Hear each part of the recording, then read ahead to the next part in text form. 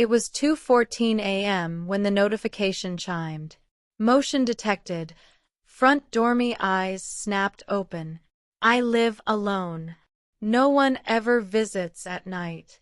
I reached for my phone and opened the doorbell camera feed. A woman stood on my porch, staring directly into the camera. She didn't knock. She didn't move. She just smiled. The porch light flickered, revealing her face clearly. My face. Same hair. Same dimples. Same scar above my eyebrow. But I knew she wasn't there. Because I was in bed. Still lying down. Still watching the camera. And on the screen, I smiled wider. I'm Lauren Reeves, 28, living in a quiet rental home at the end of a cul-de-sac. I work from home as a freelance designer. Pretty boring life. No drama. No enemies. Definitely no creepy twins standing outside my house at 2 in the morning. My heart hammered as I watched the footage. The woman was wearing the same gray sleep shirt I had on. Even her posture was identical to mine, the slight lean to the left, the way I cross my arms when I'm cold. I whispered to myself, "This isn't real." Then my doorbell clone lifted her hand slowly, deliberately, and waved at the camera.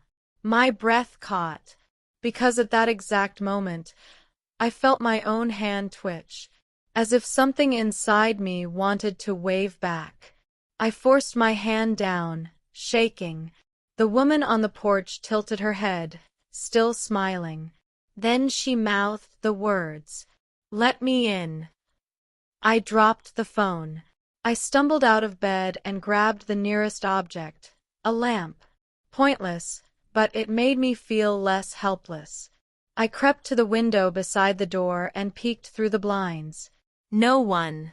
But the camera still showed her, standing there, smiling. It didn't make sense. I shut the blinds quickly and checked the feed again. Still there. Same grin. Same stare. Samey. Then the feed glitched. A single frame cut in. Inside view. The hallway behind me just a millisecond. Then back to the porch. I slowly turned around. Empty hallway. I swallowed hard, trying not to panic. I replayed the footage from the start. The doorbell camera had caught something else. A small flicker beside her. Like a shadow moving, bending, gripping her shoulder. Something behind my double. Shaping her. Holding her in place. As if she wasn't alone. I called the police, twice. Nobody answered. Unusual, but it was storm season and half the town's power was still inconsistent. I checked the feed one more time. This time, the double wasn't smiling. She was crying. Or at least, she looked like she was. Tears running down my face. Her face. But her smile stayed frozen. Her mouth didn't match her eyes. "What do you want from me?" I whispered, my voice cracking. She raised one finger and pointed toward the house.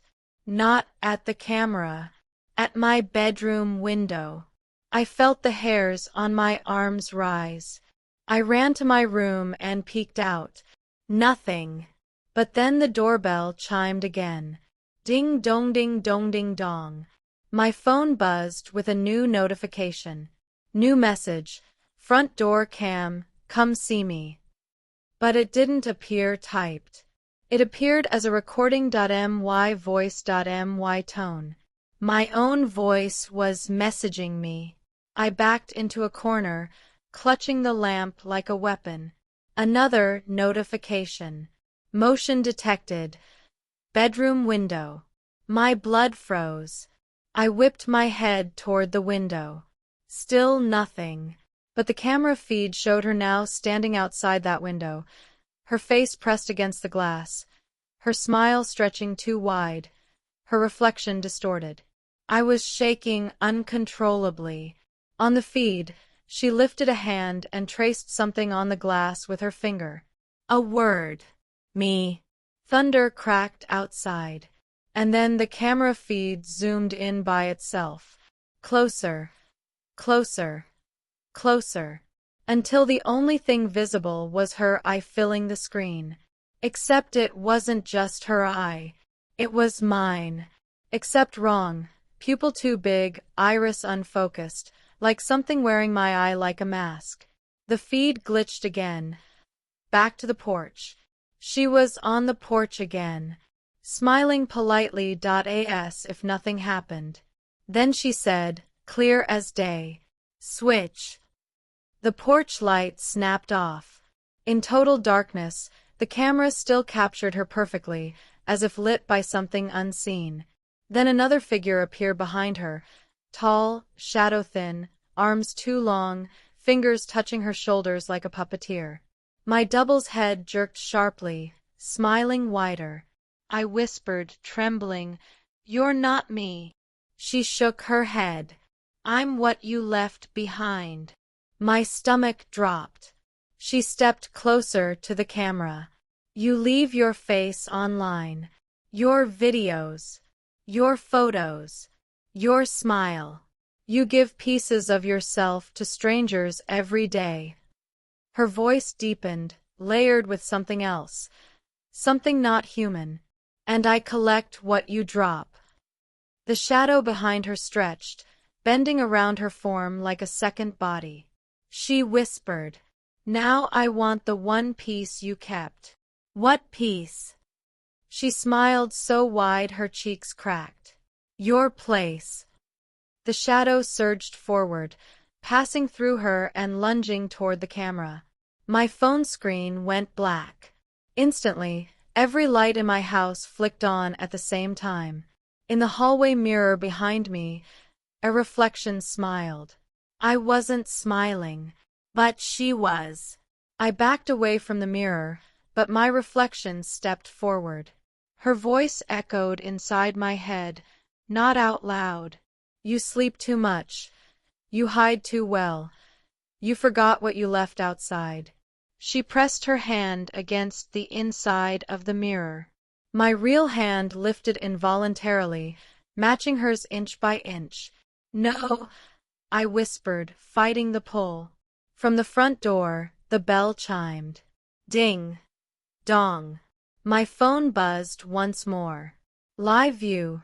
Front door tap to open. Against every instinct screaming in my body, I tapped it. The camera feed loaded slowly, pixels crawling across the screen like blood. Finally, the picture formed. My double was standing inside my house. Behind me. I don't want to turn around, I don't want to look, I don't want to know whose breath I feel on my shoulder. So I ask you, if your doorbell camera showed you smiling outside your home while you were asleep inside, who would you run from first? The one outside? Or the one behind you now?